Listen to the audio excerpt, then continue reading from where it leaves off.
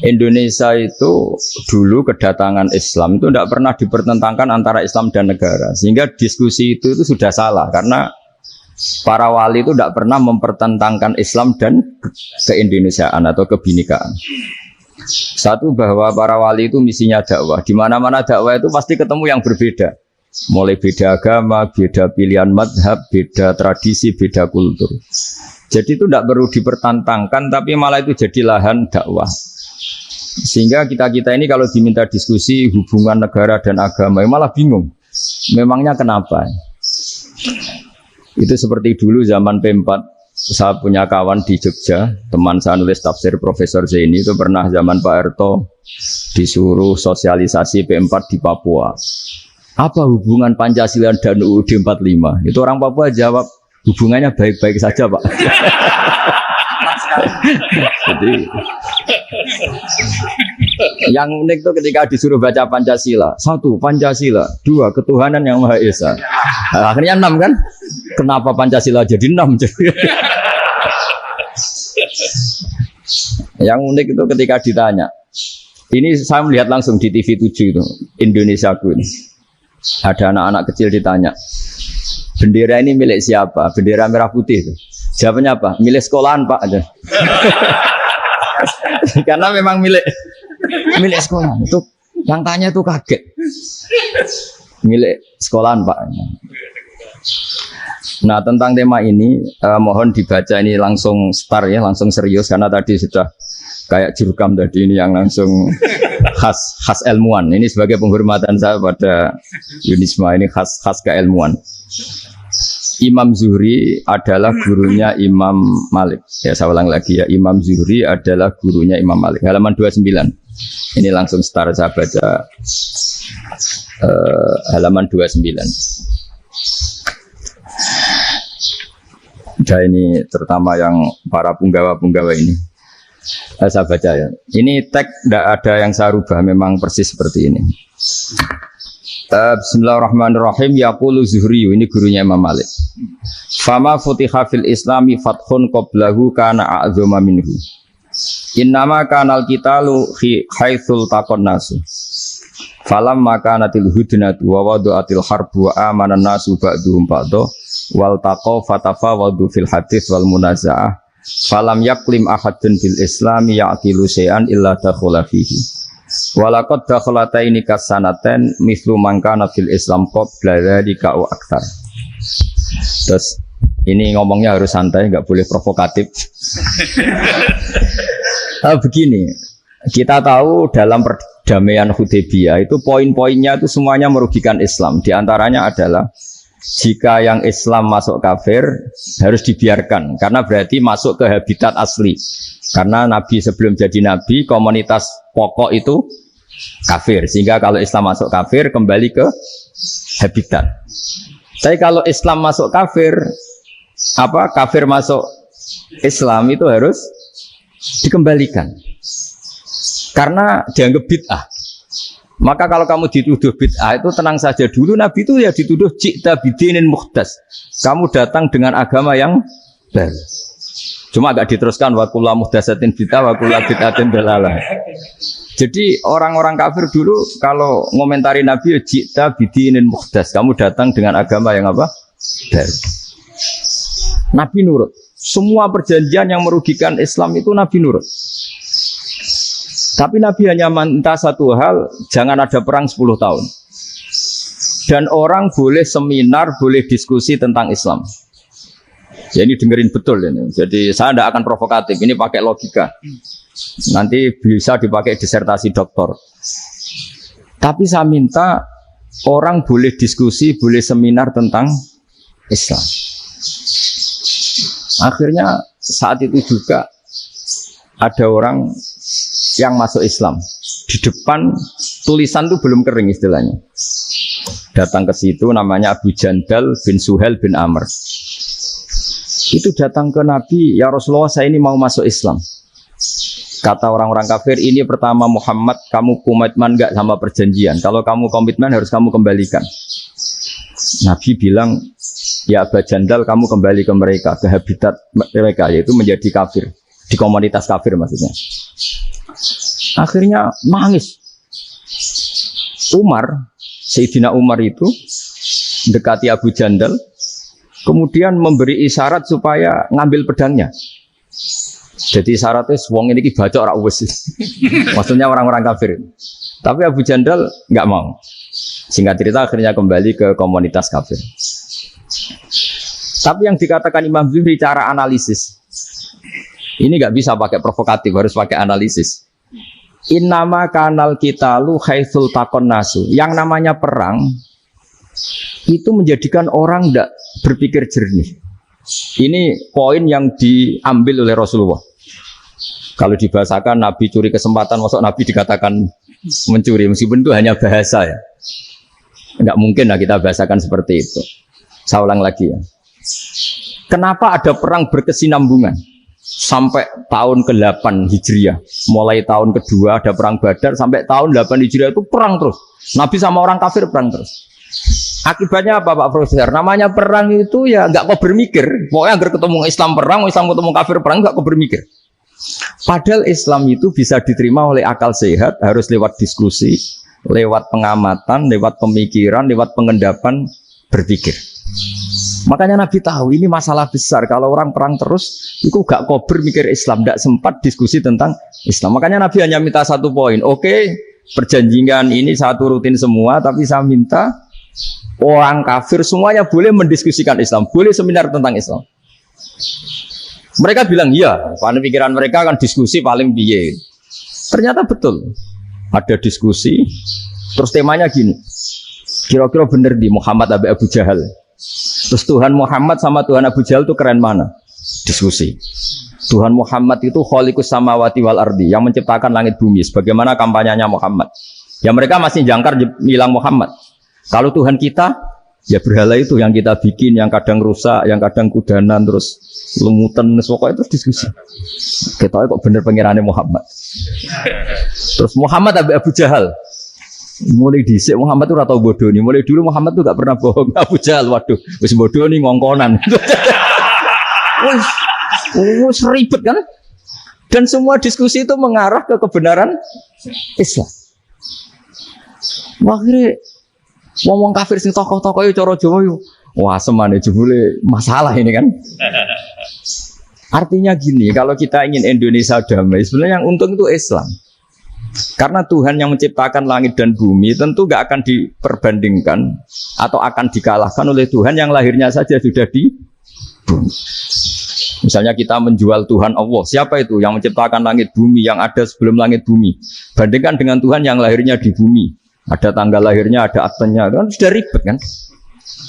Begitu juga kalau memperbandingkan tokoh, Muhammad itu siapa? Tokoh yang bisa menyatukan pan-Arabik, tokoh yang begini-begini, yang sayang istri, sayang keluarga. Dibandingkan dengan tokoh Abu Jahal, Abu Lahab yang corong jauh penggaweannya yang rugiin orang lain. Akhirnya orang itu mulai tertarik sama Islam. Makanya kata Az-Zuhri pakai bahasa dulu, falam yaklim ahadun bil Islam. Tapi kalau sekarang yang populer itu bahasa yatakallam. Sebenarnya yang benar itu bahasa kalimah yaklimu kalaman, karena masdarnya itu kalam, berarti sulasi nopo mujarrad. Tapi di fi'ilnya itu mujarradnya enggak kelaku. Jadi di fi'ilnya takallama ya takallamu, tapi untuk masdarnya yang kelaku kalaman. Jadi ini agak unik, agak enggak lazim. Sebenarnya kan takallama ya takallamu takalluman, tapi di masdarnya kalam populer, tapi di fi'ilnya tidak populer. Saya teruskan ya. Ini penting sekali. Jadi menjual Islam, kalau boleh dibahasakan menjual, itu tetap enak dalam kondisi damai. Karena kalau kita perang, itu bawaannya kalau ketemu ya perang. Kalau ketemu perang, sehingga orang itu rakober diskusi dulu. Saat bener Islam sampai kafir itu bener di. Karena tidak kober diskusi, tidak sempat diskusi, orang yang milih yang kafir. Karena yang mayoritas yang kuat. Sementara Islam zaman itu lemah. Ya Nabi itu yang diminta hudnah, yang penting kita damai. Terus orang boleh mendiskusikan benar mana kita dan mereka. Ya setelah diskusi ya tadi kan nggak mungkin Allah yang begitu keren hebat pencipta langit bumi dibandingkan berhala yang mengurus dirinya sendiri saja tidak bisa. Walhasil terus orang mulai tertarik sama Islam dan aturannya nggak boleh dilarang diskusi itu. Nah makanya saya pernah ditanya beberapa profesor di Jogja, Gus, suatu saat kalau kampus paling keren di Jogja ini ada Islamic Studies, kemudian pengajarnya dari berbagai agama, ini riskan nggak bagi Islam? Saya jawab, asal yang didiskusikan Islam itu nggak masalah. Sing repot itu nak umat Islam. Karena kalau umat Islam yang jadi percontohan, banyak raja yang dolim, banyak pemimpin Muslim yang dolim, terus identik dengan Islam itu jadi dolim kan ribet.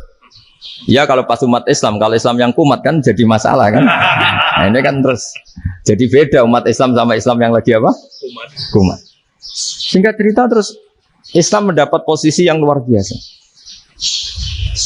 Nah makanya di sini diistilahkan falam makanatil hudnah, ketika ada perdamaian wa amanan nasu ba'dum ba'do, orang merasa aman, itu fatafawadu fil hadis wal munazaah. Mereka berdebat, munazaah itu berdebat. Keren mana konsep Muhammad dengan konsep Abu Jahal? Keren mana konsep Tuhannya Muhammad dengan Tuhan kita? Terus diskusi dan mereka akhirnya ikrar, wah yang benar ya Muhammad lah. Di mana-mana Tuhan tuh ya sebelum langit dan bumi, di mana-mana Tuhan ya punya reputasi menciptakan. Masa Tuhan reputasinya diciptakan, kayak berhala dan sebagainya. Ibadah juga gitu.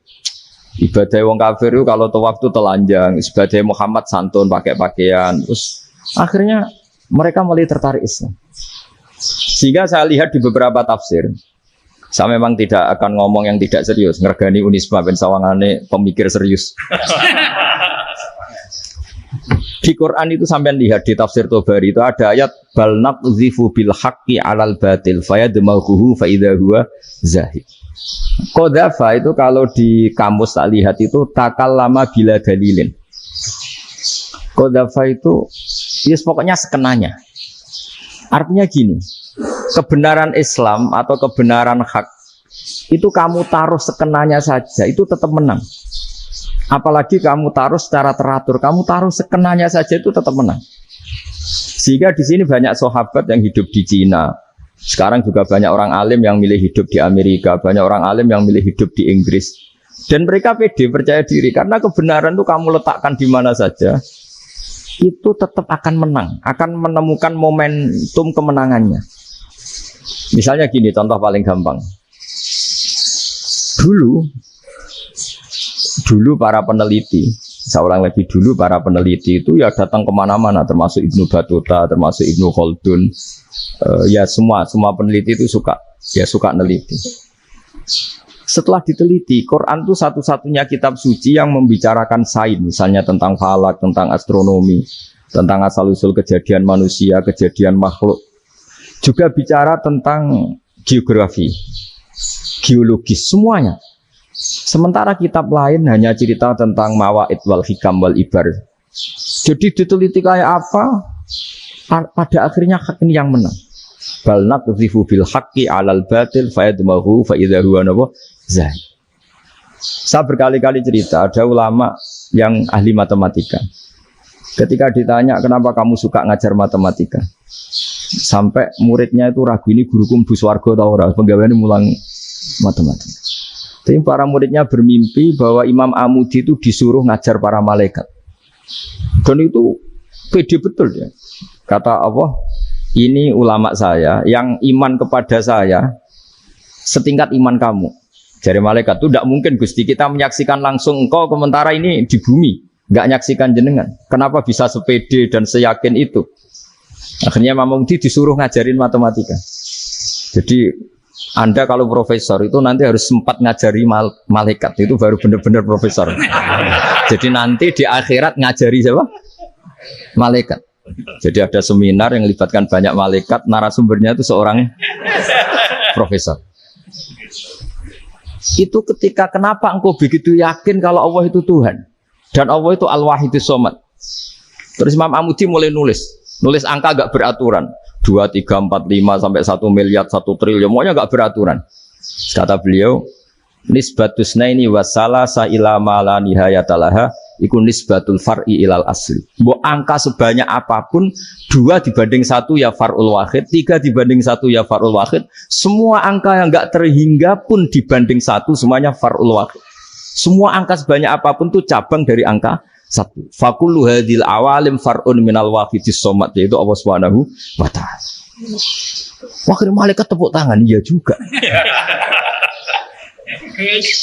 Jadi begitu juga ada ulama itu ahli gambar. Saya dulu ngaji sama Mbah Mun Al-Husunul Hamidiyah, itu kitabnya itu banyak gambarnya. Dan gale gambar yang ngawur betul, mangga ahli gambar. Saya Apple, sempurna lele. Semua gambar bangunan, gambar sapi, pokoknya gambar. Ternyata dia menemukan Tuhan itu dari gambar. Gambar serapi ini atau seruwet ini sama. Gambar rapi sama ruwet itu sama kalau dalam pandangan tauhid. Dimulai minan nuqtah al-wahidah. Kowe cek gambar sing rapi, sing indah, cek gambarmu elek, dimulai dari satu titik. Dan titik ini nuqtatil wujud, yaitu Allah Subhanahu wa ta'ala. Jadi nak cara ahli tauhid gak penting gambarnya api, menang lomba atau ora penting. Butuhe hadis surah ini gambar baik yang rapi maupun ndak adalah min nuqtah dari satu titik. Nah, alam raya sebanyak ini mbok gambar mbok ora, cek mulai Mars sampai Jupiter kabeh semua bentuknya yang banyak ini semuanya min nuqtatil wujud, yaitu dari titik wujud ini kok Allah Subhanahu wa ta'ala. Di sini hebatnya ulama-ulama, mbok dia pengajar matematika, mbok pengajar gambar, semuanya dipakai perangkat untuk tauhid. Nah, itu kan juga bagian dari Islam damai, Islam yang sangat tidak perlu perang untuk orang dipaksa Islam. Enggak perlu provokatif kayak tadi pidatonya rektor jenengan tadi. Jadi ciri utama ilmuwan itu kalau ngomong datar tapi logikanya enggak terbantahkan, itu ciri khas ilmuwan. Kalau ciri khas politikus kalau ngomong itu keras. Provokatif lah kira-kira gitu. Tapi isinya biasa. Nah saya berharap nanti semua profesor doktor itu datar tapi isinya kualitasnya bagus ya. Mentes. Jadi makanya terus kata ulama kenapa diistilahkan balnat zifu bil haqqi. Kenapa pakai qadzafa sementara qadzafa maknane takallama bila dalil. Maksudnya bila dalil di sini itu min ghairi ikhtiyajin ila dalilin. Kebenaran itu memang enggak butuh dalil. Apa kita perlu dalilnya apa? Buktinya apa? Kalau 3 itu cabang dari 1. Wong gendeng yang takok gitu pas orang gendeng. Wong 3 cabang dari 1 kok ditanyakan buktinya apa? Itu min awalil bidah. Pertama orang pasti tahu kalau 3 itu far'ul wahid. 1 juta juga far'ul wahid. 1 miliar juga far'ul. Gambar yang sebanyak apapun ya dimulai dari 1 titik, cek gambar benar maupun yang tidak. Akhirnya apa? Ulama dulu itu sebegitu rileks nerangkan tauhid. Lalu kenapa asma ini yang ya ini kan khas NU ya, khas pesantren. Sebenarnya saya keberatan pakai istilah khas NU, pakai khas pesantren karena NU itu anaknya pesantren, jangan dibalik pesantren anaknya NU karena sebelum ada NU itu ada pesantren. Tapi kayaknya Unisma lebih suka pakai bahasa NU dan saya ya agak-agak orderan yang terpaksa disuruh ngomong. Ini agak apa ya, agak kacau sebetulnya ini agak kacau. Jadi NU itu sama pesantren itu tua pesantren. Jadi NU dilahirkan pesantren bukan dibalik pesantren dilahirkan NU. Sehingga barokahnya didirikan pesantren ini kadang nyuwun sewu sekali berbahasim itu kadang ide besar beliau itu ora dituruti wong NU. Jadi Mbah Hasim cara kula kok dadi Mbah Hasim ya mangkel. Mbah Hasim itu ngarangno kentong. Nggih ngarangno beduk tapi wong NU nganggo kentong. Dan uniknya Mbah Hasim enggak tersinggung. Karena ciri khas pesantren itu membolehkan perbedaan apa? Pendapat. Itu masyhur khilafnya Mbah Hasim sama Mbah Fakih Mas Kumambang itu sampai dikitabkan, saling ngeritik, saling macam-macam lah. Jadi cara berpikir Mbah Hasim ketika Nabi rembukan, ini gimana ya cara menentukan waktu sholat ya? Ya pakai kentong ya Rasulullah, zakalin nasoro itu untuk orang Nasrani. Ya pakai buk itu trompet, zakalil Yahud itu untuk orang Yahudi. Terus ada yang lagi pakai api ya Rasulullah. Zakalil Majusi itu orang Majusi. Setelah itu ada orang datang lari-lari cerita mimpi azan tadi.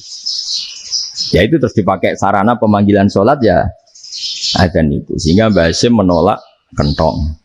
Karena mantas sababi qaumin bahwa beliau keras sekali sampai bilang haram. Beliau judulnya ya haram. Al-Jasus Antakrimin Nakus. Setelah naskah itu sampai ke Mbah Fakih Mas Kumambang di Gresik situ, di daerah Dukun situ. Dulu nggak ada WA ya, jadi sampainya ya lama. Makanya saya sampai sekarang nggak punya WA karena ya saya ulama kan, kalau WA-an terus ya jadi ulama. Nggak jadi ulama main WA-an terus itu. Nah itu termasuk rektor nggak kau bermikir itu mesti kebanyakan WA. Karena kan otaknya didikte oleh sesuatu yang masuk. Sesuatu yang dilihat itu kan pasti mendikte kita. Beda kalau yang enggak WA-an kan mikir apa kita yang menentukan. Kalau WA-an kan kita ditentukan. Mau mikir anaknya butuh apa gara-gara WA informasi Jakarta mikir Jakarta. Padahal secara kewajiban ngapain kamu orang Malang mikir Jakarta. Gara-gara WA mikir Jakarta belum selesai ada berita di Sulawesi, mikir Sulawesi. Habis itu mikir NTT. Makanya semua orang sekarang merasa tokoh nasional gara-gara informasi yang masuk itu nasional. Jadi masih RT yang mikir gimana Gus Indonesia.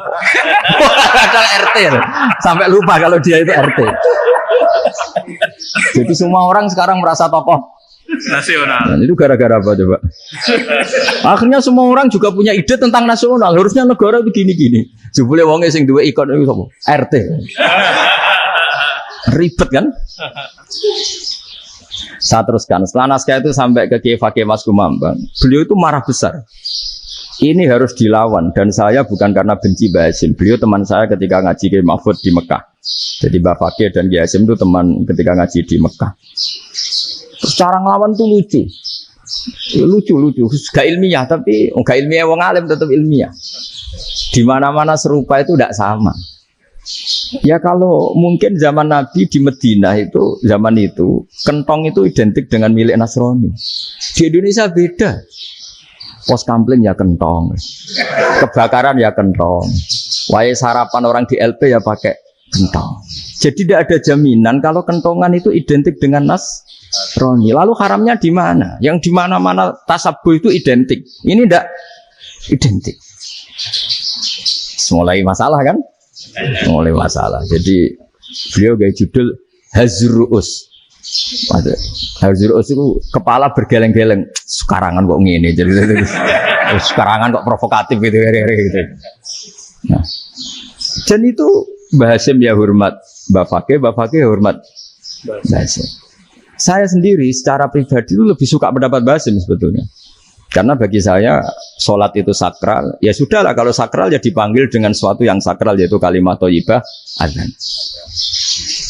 Tapi saya tidak akan bilang kalau kentongan itu haram.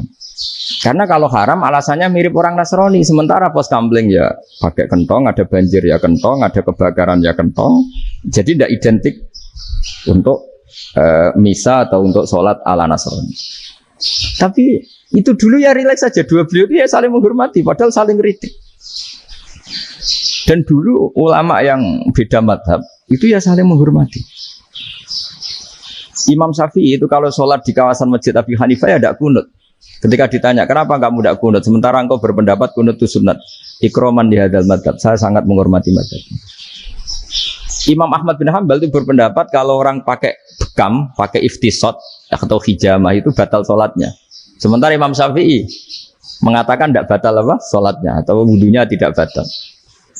Tapi Imam Ahmad itu ditanya, apa kamu makmum Syafi'i? Bagaimana mungkin saya tidak makmum sama wali kutub seperti Imam Syafi'i?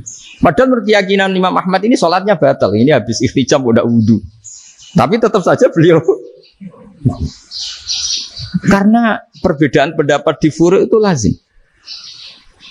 Ya orang boleh berdebat. Ketika Unisma datangkan saya, itu saking senengnya kiai, saking sombongnya sampai ngatur kiai, kan nggak pernah bisa diperdebatkan. Itu kan orang boleh debat kan?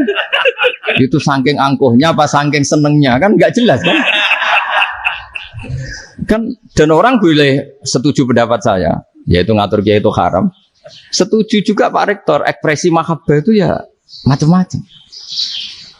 Dulu sahabat ya gitu, sahabat itu ada yang nggak kenal wajahnya Nabi sama sekali sampai akhir hayatnya. Ketika ditanya, lo kamu itu sahabat kok nggak tahu wajahnya Nabi? Saya nggak pernah berani memandang Nabi karena ijlalan Nabi, terlalu menghormati saya sehingga nggak berani memandang wajahnya. Ada sahabat yang penggawaannya dulu wajah Nabi sampai bisa nyifati alfiu faminunil hajib, sampai bisa nyifati detail karena dulu wajah Nabi itu ibadah. Ada seorang wali ditanya, kalau kamu di surga ingin nggak melihat Allah? Enggak. Loh, tapi semua orang ingin melihat Allah. Unazzihu dzalikal jamal an-nadhari misli. Ben gak elek-elek Allah tak delok terima aku. Wong ra jelas. Berarti kok delok pengen. Banyak. Jadi justru tapi karena saking takzimnya. Ndaklah mosok sak aku kok. Makanya saya berkali-kali cerita. Menurut kesepakatan ulama, soft awal itu paling baik. Tapi banyak juga wali yang kalau sholat itu di belakang. Koyok paling bener yang gue ngarep gitu. Lu bayangkan misalnya kamu semangat di soft awal di masjid haram, jebule sholatnya salah. Itu dari malaikat gaya nih gue ngarep, jebule raro. Ini kan di sini uang, jebule bodoh gitu. Gaya nih gue ngarep, jebule. Coba orang kalau sowan Mbah Mun, yang berani di depan itu kan ya ketuanya atau jubirnya kan, yang merasa tidak pati pinter-pinter kan mesti di pojokan. Artinya sudut pandang seperti itu ya sah saja, apa? Sah saja. Makanya banyak sahabat yang jarang sowan Nabi, alasannya takut ganggu Nabi. Banyak yang sering sowan Nabi, alasannya seneng Nabi. Yang sowan ya seneng Nabi, yang enggak sowan alasannya seneng. Lu Nabi itu tokoh, punya keluarga, punya anak. Kalau saya sering sowan berarti sering ganggu. Yang sering sowan dia alasan ini khazanah kita harus istifadah. Jadi zaman dulu dia biasa dua sahabat, yang satu milih mahabbah itu milih sering sowan. Yang satu juga mahabbah milih tidak sering. Karena pertanyaannya bisa dibalik kan. Sering sowan apa sering ganggu coba. Nabi Abedar, Assalamualaikum. Nabi nimang cucunya, Assalamualaikum. Ayo bener yang sowan apa bener yang enggak kalau seperti itu. Akhirnya terus diatur sedemikian rupa oleh Quran. Walau annahum sabaru hatta takhruja ilaihim lakana khairal lahum. Jadi sahabat kalau mau sowan Nabi ya nunggu di Sufah. Kalau Nabi keluar berarti milik publik. Sekali masuk ke dalam, tidak ada berapa yang berani sowan. La tadkhulu buyutan Nabi illa ayyudzana lakum. Kalau soal sampai masuk dalam harus nunggu dipanggil. Karena sekali Nabi masuk dalam itu milik privat keluarga, milik istrinya, milik cucunya, milik keluarganya. Jadi Nabi sekali keluar ke ruang itu berarti milik publik. Itu terus jalan tengah. Karena kalau langsung masuk, bayangkan saya itu sering menyaksikan. Mbah Mun habis ngaji 2,5 jam ngaji Jalalain. Baru masuk, Assalamualaikum. Padahal yai mungkin mau ke kamar mandi, mau ini itu. Jadi dulu itu Quran sangat modern. Sebelum ada dokter ngatur tamu, rektor ngatur tamu itu Islam sudah modern. Dia kan gak fair kan? Misalnya saya ke Unisma harus janjian pakai ini. Terus kalau misalnya ke sini selonang-selonang kan lucu kan, mentang-mentang kiai terus juga sowan-sowanan selonang-selonang. Padahal kalau kita mau ke mereka pakai protokol. Sering tidak fair dunia ini, tapi karena aku kiai ra oleh gelo ya sudah. Akhirnya saya memutuskan gak gampang kemana-mana karena itu. Saya sering didatangi ajudannya menteri, Gus mau ada tamu dari Jakarta tanggal ini, mesti saya bilang, mereka milih tanggal yang mereka kosong. Kok tidak mikir apa situ kosong? Tak jawab enggak lah, sebelum diatur bahasanya dan tawaduknya gitu. Akhirnya dibalik, datang lagi. Gus jam dengan kosong apa kita menyesuaikan. Lah itu lagi dia akhlak kata saya. Itu baru punya akhlak katanya. Bukan masalah ini, bukan masalah gengsi ya. Saya sendiri itu dolan ke alumni itu jarang karena ya takut. Kiai kan yo nganggur jam 09.00 nganggur, jam 10.00 nganggur. Bisa saja alumni itu kerja di pabrik, bisa saja yang latihan ekonomi di pasar. Jika kalau saya datang jam 9, iki kiai sing nilai santri ini, apa kiai sing ganggu santri. Nah karena orang ini melakukan rutin gak kok berpikir, pokoknya ngono jenenge silaturahim. Mau nyerah kok berpikir, padahal kalau diangen-angen ini kiai yang nilai santri ini, apa kiai yang ganggu santri ini karena datang di jam kerja. Nah, bayangkan kalau kebenaran dulu itu dikawal oleh satu peradaban perang. Jadi Nabi sesuai diangen-angen Nabi. Perang Badar menang Nabi, perang Uhud menang wong kafir, perang ini gonta-ganti. Apapun itu yang penting satu kesimpulannya, cara Rasulullah kesimpulannya satu. Orang tidak kober mikir kebenaran secara mengendapkan pikiran dengan pikiran jernih. Maka hebatnya Nabi ketika perjanjian, pokoknya saya minta nggak ada perang. Dan orang boleh mendiskusikan Islam. Itu luar biasa idenya Nabi. Karena bawaan perang itu orang kan nggak kober mikir. Ibarat seorang misalnya senang satu perempuan, ketemu rivalnya langsung perang kan gak mikir. Tapi kalau kau bermikir, jangan angen cawe wedok iku ora seneng aku. Untungnya apa untuk wong ayu ora seneng, malah mau loro hati. Terus sudahlah, buruan dialihkan kemana kan gitu. Itu nak mau amen WA nan tukaran lewat SMS atau tarung langsung ora kau bermikir. Tapi kalau kau bermikir, akhirnya berpikir nih. Perempuan tadi sebenarnya yang disenangi siapa? Oke, ternyata senang Pak Erick. Sudah kita ngalah. Karena tidak ada nikmatnya kan menikahi perempuan yang sama sekali tidak mencintai kita. Tapi kalau nak kau berpikir pokoknya diprovokasi, wah gue kalah B A, gue kalah B B. Pikirannya kan, ojo sampai kalah. Bareng wis menang ternyata ada emas. Lah. Nah bayangkan Islam itu seperti itu dulu, dipertarungkan. Wong Islam tuh dinu aklin, agama yang diterima dengan akal sehat. Tapi sekarang ukurannya perang. Sing menang berarti benar, sing menang benar. Kan terus jadi repot. Itu Nabi tidak ingin, makanya Nabi ingin sudah nggak ada perang. Nah makanya kata Imam Zuhri, fathul Islam terbaik adalah orang boleh diskusi tentang Islam dan tidak ada perang. Lagi-lagi penting, tidak perang itu penting. Silmun itu penting, perdamaian itu. Setelah tidak ada perang, akhirnya fatafawadu fil hadis wal munazah. Orang boleh diskusi apa saja, termasuk boleh adu polemik. Konsep satu Tuhan dan Tuhan banyak diperdebatkan. Akhirnya Nabi secara rileks bisa menjelaskan. Muhammad, urusan kita banyak. Kalau Tuhannya satu tidak cukup, Tuhan harus banyak untuk menyelesaikan berbagai urusan. Ada Tuhan bagi rektorat, bagi macam-macam kan. Ada Tuhan untuk ngurusi utang, ngurusi BPKB, macam-macam.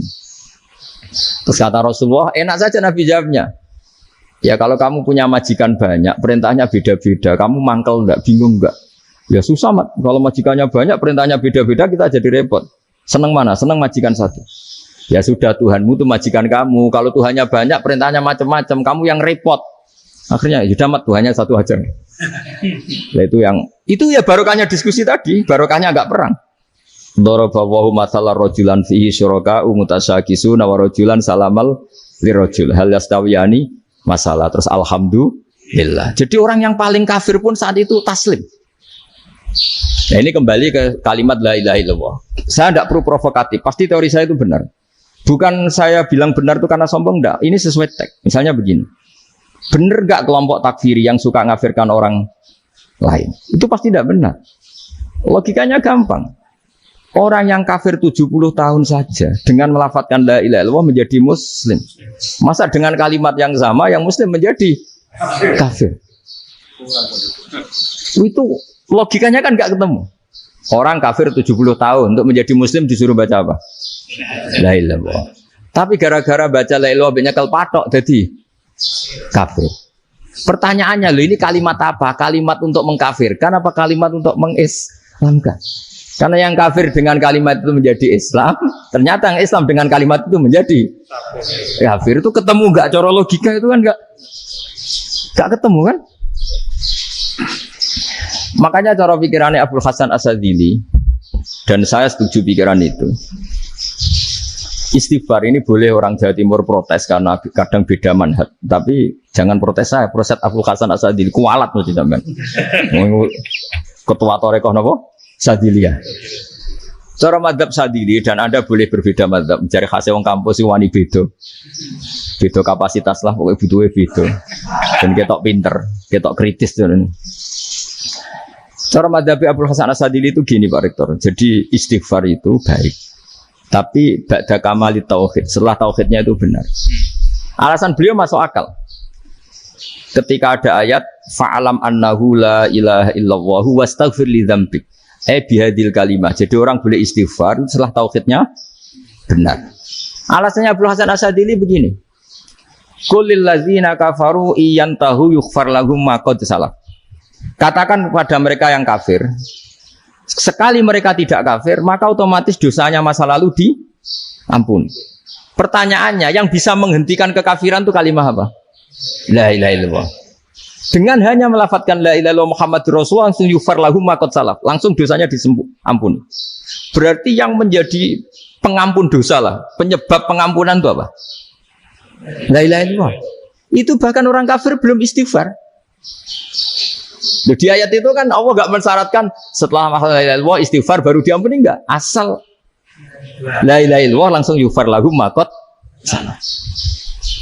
Saya ulang lagi ya, jelas ya. Jadi kulil ladzina kafaru iyantahu yufar lahum maqad. Nah, sekarang iyantahu, mereka berhenti dari kafirnya. Syaratnya pakai apa? La ilaha illallah Muhammadur, itu langsung yufar lahum maqad. Artinya apa? Ghufranullah itu bisa didapat hanya dengan mujarrodut tauhid, yaitu hanya dengan melafadzkan kalimah thayyibah. Dan sahnya istighfar juga berdasar kalimah thayyibah itu. Misalnya gini, orang kafir sebelum Islam melafadzkan astaghfirullah, astaghfirullah, astaghfirullah, kira-kira diterima enggak? Enggak kan? Karena syaratnya istighfar ba'dat tauhid. Nah, makanya dalam madzhab Sadzili istighfar itu setelah la ilaha illallah. Karena cara pandang ya seperti itu. Jadi fa'alam annahu la ilaha illallah wastaghfir li dzambi. Jadi dengan kebenaran tauhid saja ini sudah cukup kita insya Allah layak diampuni. Karena innallaha la yaghfiru ayyusyraka bihi wa yaghfiru ma duna dzalika liman yasha. Jadi orang yang tauhidnya benar itu bisa diampuni Allah asal tauhidnya benar. Itu Allah ngendikan liman yasha wa yaghfiru ma duna dzalika liman yasha. Dawe Imam Suyuti walam yakun liman yastaghfir. Jadi orang yang bertauhid secara benar meskipun gak sempat istighfar itu tetap potensi diampuni. Karena bawaan tauhid itu sudah menjadi layak diampuni. Kayak orang kafir sekali ngelafadzkan kalimat tauhid, mbok gak istighfar langsung diampuni.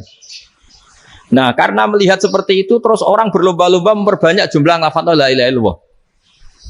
Jadi kita yang alim, kita semua, saya tidak bilang saya, kita, termasuk yang di pinggir-pinggir saya, ngaku alim yang orang masalah lah, sopai. Kita semua yang alim-alim itu tahu bahwa la ilaha illallah itu super. Sudah bawaannya tauhid, juga punya kelayakan diampuni.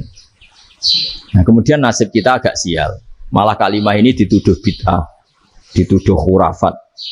Mergo Nabi enggak pernah tahlilan, Nabi enggak pernah. Nabi enggak pernah tahlilan kalau diartikan Nabi ra tau maca la ilaha illallah, enak gak kalimah ini. Nah, ini provokatif.